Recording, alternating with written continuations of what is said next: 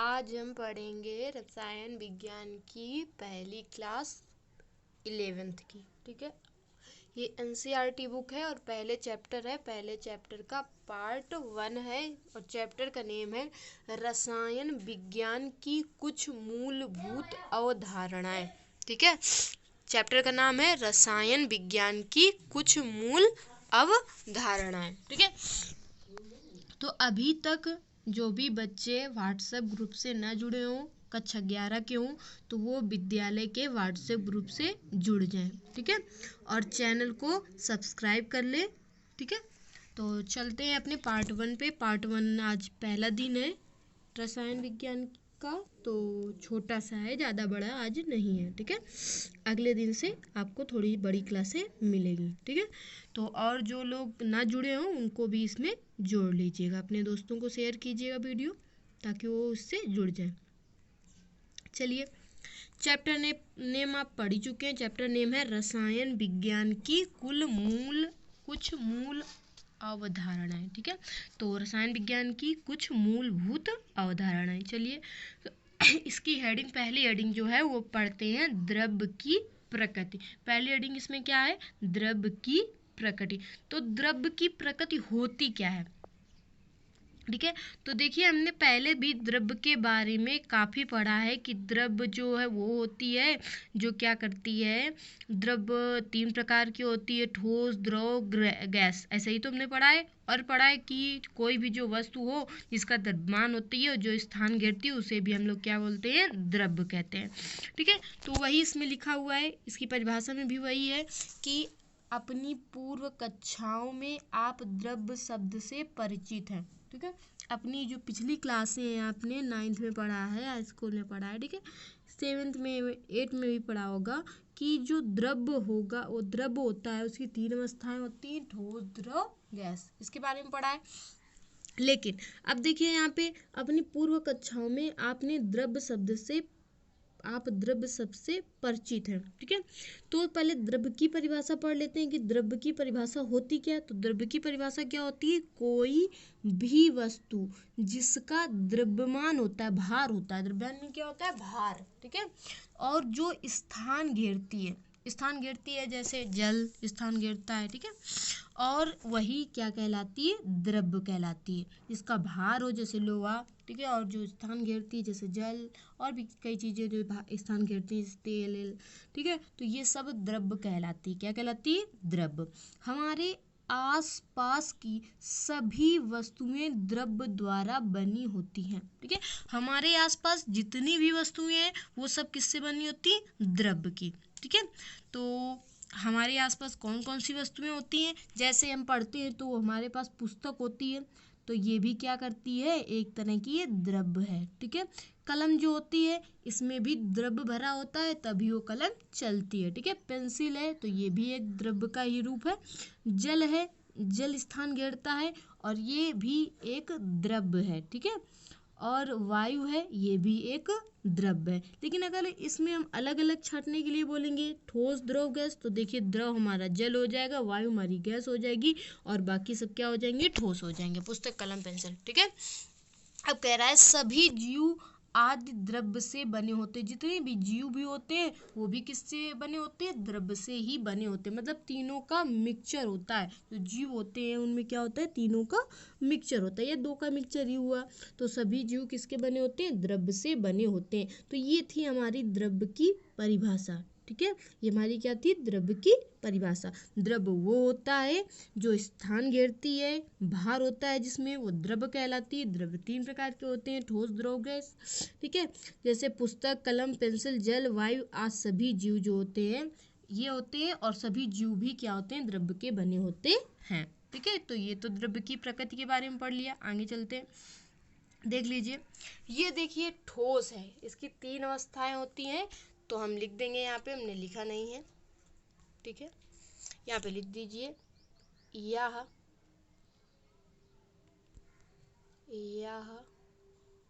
3 प्रकार का, या इसके 3 प्रकार होते हैं, यह 3 प्रकार की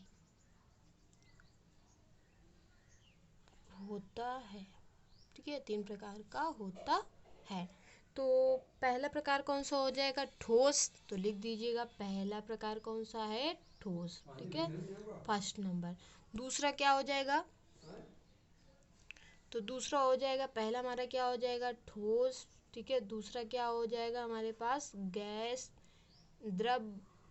ठीक है, तीसरा क्या हो जाएगा हमारे पास? गैस। तो ये तीन प्रकार होते हैं। ठीक है, ठोस, द्रव और गैस। ठीक है, तो यही नीचे लिखे हुए हैं, देख लीजिए, ये नीचे लिखे, आपको लिख लेना है, हमने सारी टाइपिंग में नहीं लिखा है। ठीक है, तो देखिए ये चित्र बना हुआ है, फिगर भी बना है, ये ठोस का है। ठोस क्या होता है, इसकी डिफिनीशन आपको लिखनी है, क्योंकि आप लोग पिछली क्लास में पढ़ चुके हो, शायद हमने इसमें नहीं लिखी डिफिनीशन, लेकिन फिर भी बता रहे हैं आपको, उसी से लिख लेना। देखिए ठोस क्या होता है, ठोस की संरचना सामने बनी हुई है, देखिए ठोस की। ठोस क्या होते हैं? जो ठोस के कण होते हैं वो बहुत पास पास होते हैं, है ना। देख लीजिए ये कण एक दूसरे के बिल्कुल पास में है, ये भी इसके पास में, ये भी इसके। तो ठोस के जो कण होते हैं और क्या होते हैं? पास पास होते हैं। इनका आकार भी जो होता है वो क्या होता है? निश्चित होता है। ठीक है, ठोस के बारे की थ्योरी है, यहाँ पे हम लिख देंगे ठोस, और इसकी थ्योरी में लिख लेंगे ये सब, कि ठोस जो होता है, ठोस का आकार क्या होता है? निश्चित होता है। ठोस के जो कण होते हैं वो क्या होते हैं? पास पास होते हैं। इसका आकार निश्चित होता है। ये स्थान क्या करते हैं? घेरते हैं।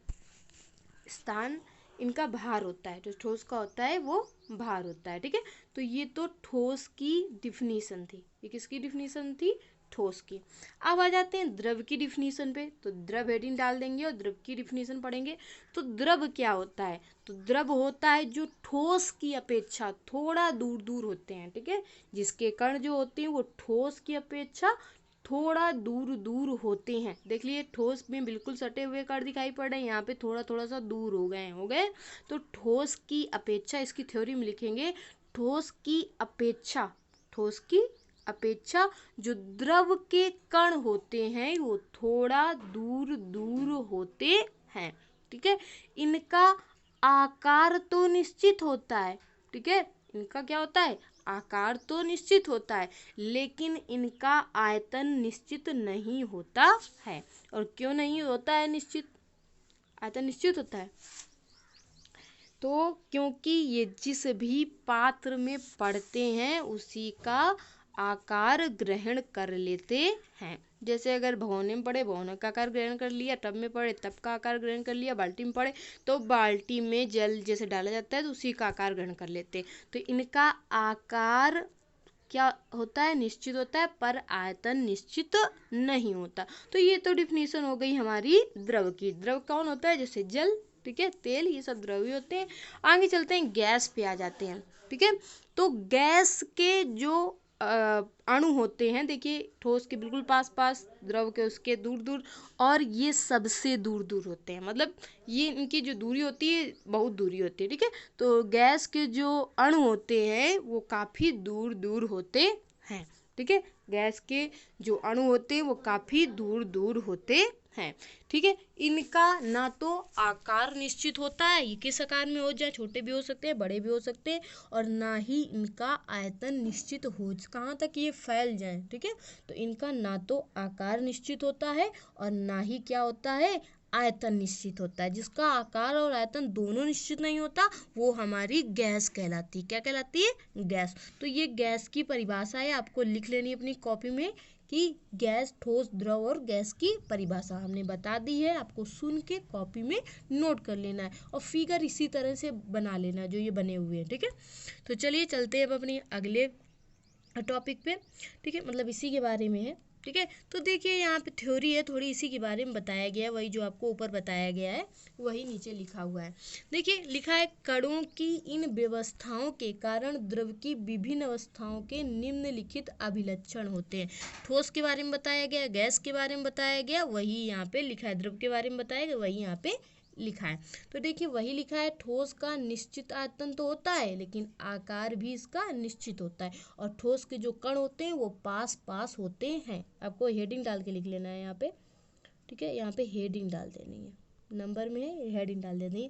ठोस का ठोस के कण बहुत पास पास होते हैं, इस तरह से आपको लिख लेना है, बहुत पास पास होते हैं। ठीक है, और ठोस का जो आयतन होता है निश्चित होता है और आकार भी इनका निश्चित होता है। द्रव पे द्रव का निश्चित, यहाँ पे भी हेडिंग डाल देनी है। ठीक है, द्रव का आयतन निश्चित होता है परंतु इनका आकार निश्चित नहीं होता। अभी ऊपर बताया था कि इनका आकार निश्चित नहीं हो, ये उसी पात्र का आकार ले लेता है जिसमें वो रखा जाता है। ठीक है, अब गैस के बारे में भी आपको ऊपर बताया गया है कि गैस का ना तो आयतन निश्चित होता है और ना ही आकार निश्चित होता है। इनका दोनों ही निश्चित नहीं, ना तो आयतन और ना ही आकार। अब इसके जो कण होते हैं वो बहुत दूर दूर होते हैं।